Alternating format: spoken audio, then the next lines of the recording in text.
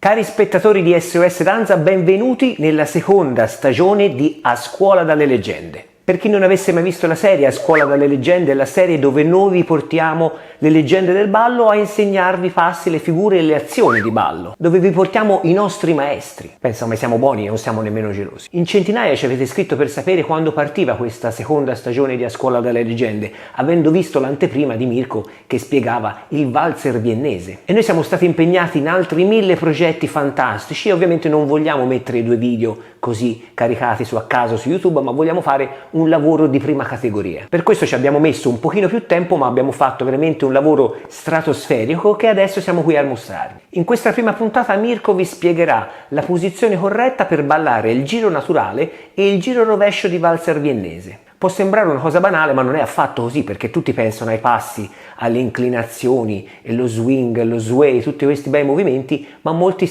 non si concentrano sulla cosa fondamentale, ovvero la corretta posizione per poter fare queste 2 figurazioni di valzer viennese. Senza creare i giusti spazi nella coppia si finisce nel valzer viennese per frullare come Tasmania, cioè si gira a destra e a sinistra sul posto come delle trottole senza nessun senso. E voi non volete finire in questa situazione, immagino. Quindi oggi vi spieghiamo come evitare questa cosa bruttissima. Ed essendo A Scuola dalle Leggende non ve lo spieghiamo noi, ma ve lo spiega Mirko Gozzoli.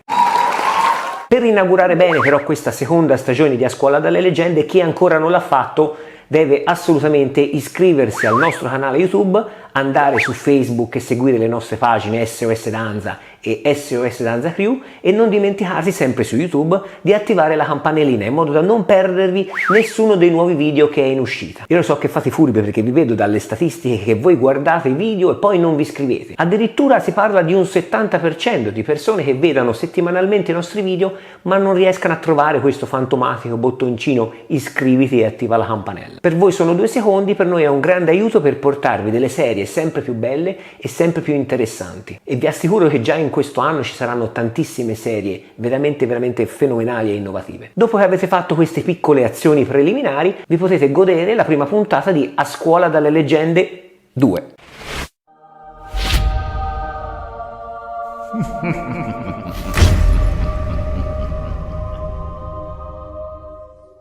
Buonasera a tutti.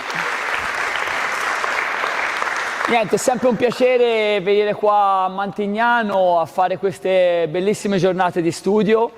Per voi sicuramente studio ma anche divertimento. Questa è la cosa importante del nostro sport, che dobbiamo prendere sempre con leggerezza e divertimento. Questo è importante. Niente, stasera sono le ultime 2 volte che sono venuto qua. La prima volta ho fatto il valzer lento, la seconda volta ho fatto il tango, stasera sono richiamato a trattare il valzer viennese. E devo dire personalmente che poi fra l'altro è quello che avevo proposto anche durante una gara che verrà fatta il 10 e l'11 giugno, di proprio iniziare la competizione con il valzer viennese, capito? Sembra una cosa un po' particolare, però per noi giudici fondamentalmente è un ballo molto importante, perché di solito si vede il valzer lento, si vede il tango e ci facciamo magari delle idee sbagliate riguardo la classifica o la posizione di alcune coppie.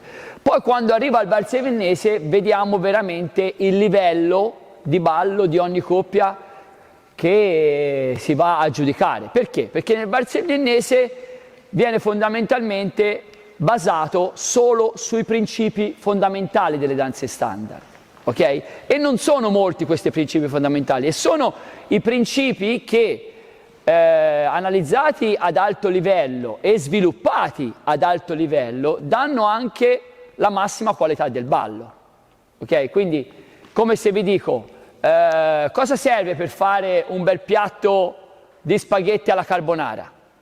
Sicuramente gli spaghetti devono essere buoni, ok? Non è che serve cucinarli bene, gli spaghetti devono essere di qualità buona, le uova devono essere buone, la pancetta deve essere buona, ok? Il sale, il pepe, poi l'acqua è normale, anche l'acqua ha la sua importanza. Sono i principi che poi dopo alla fine fanno la differenza e ti fanno avere un piatto di qualità. È normale che anche chi lo prepara deve avere le conoscenze giuste su come dosare le quantità e come dosare la tempistica. Vedete che la cucina e il ballo si avvicinano, quindi la quantità, se io ci metto troppe uova, se io ci metto troppa pancetta, se io l'acqua ce la tengo troppo e gli spaghetti le tengo troppo a bollire, quindi la quantità e la tempistica è importante. E nel nostro ballo, nel valse vennese, abbiamo pochi principi fondamentali da dover rispettare. Innanzitutto è un ballo dove viene basato solo basilarmente. È vero che ci sono anche la possibilità di fare delle coreografie aperte, però il giudice vede più o meno a livello basilare due figure, il giro naturale e il giro rovescio, il giro a destra e il giro a sinistra. Ok? Quindi fondamentalmente si vede una posizione che viene sviluppata sempre in linea, non vediamo mai posizioni di promenade e non vediamo mai posizioni di fuori partner, outside partner, viene sempre sviluppata su una posizione in linea, ragion per cui il principio della posizione, il principio dell'impostazione è fondamentale e anche poi la posizione è anche il vostro biglietto da visita. Quindi la cosa importante è mantenere sempre un allineamento corretto, non solo una linea delle spalle corretta, non solo una postura eretta corretta, non solo tra il cavaliere e la dama il giusto spazio, perché poi generalmente l'errore fondamentale, oltre ad avere non una giusta postura del corpo, non una giusta postura delle spalle, non un'altezza corretta delle nostre gomiti e delle nostre braccia rispetto al pavimento e sicuramente un allineamento corretto tra la parte superiore del cavaliere e la parte superiore della dama. Generalmente magari la dama tendenzialmente tende ad essere leggera con la parte sinistra e fa l'errore di portare troppo la parte sinistra in rotazione, invece di mantenere sempre il giusto parallelismo con le spalle del cavaliere e portare solo la sinistra più verso l'alto, ma non solo andarla a ruotare. Ora, se io ho l'aiuto sempre della mia dama di Mantignano, quando si parla del giusto parallelismo, io ho la mia parte destra a contatto. Come vedete, il suo braccio sinistro con il mio braccio destro e il braccio suo destro con il mio sinistro devono avere una linea parallela.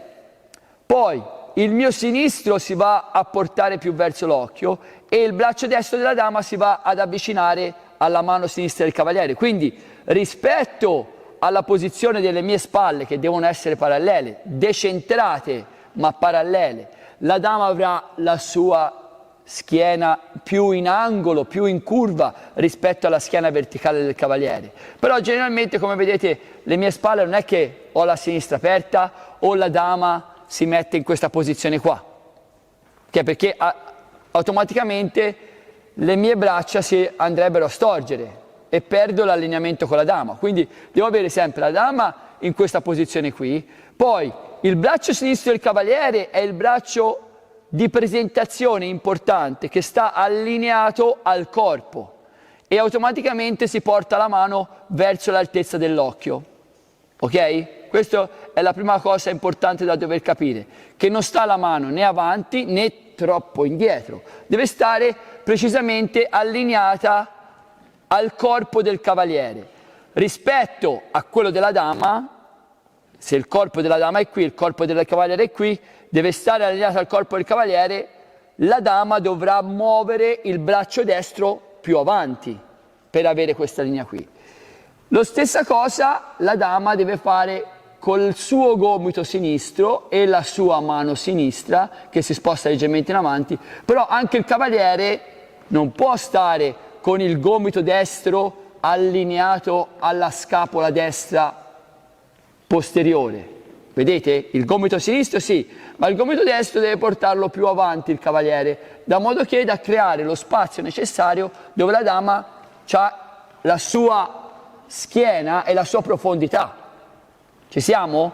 Quindi avete visto questa posizione che ha spiegato Mirko? Vi siete incuriositi un po' per cercare di crearla nel modo corretto? Potete provarla tranquillamente anche negli altri balli, perché questa posizione è una posizione che dà i suoi frutti anche nel valzer lento o nello slow fox. È una cosa che una volta assimilata vi garantirà tantissimi benefici nel vostro ballo. Scommetto adesso che sarete curiosi di sapere qual è il prossimo passo, cosa spiegherà Mirko nella seconda parte della lezione, quindi iscrivetevi, attivate la campanellina in modo da sapere quando uscirà la prossima puntata, ovvero la numero 2 della seconda stagione di A Scuola dalle Leggende.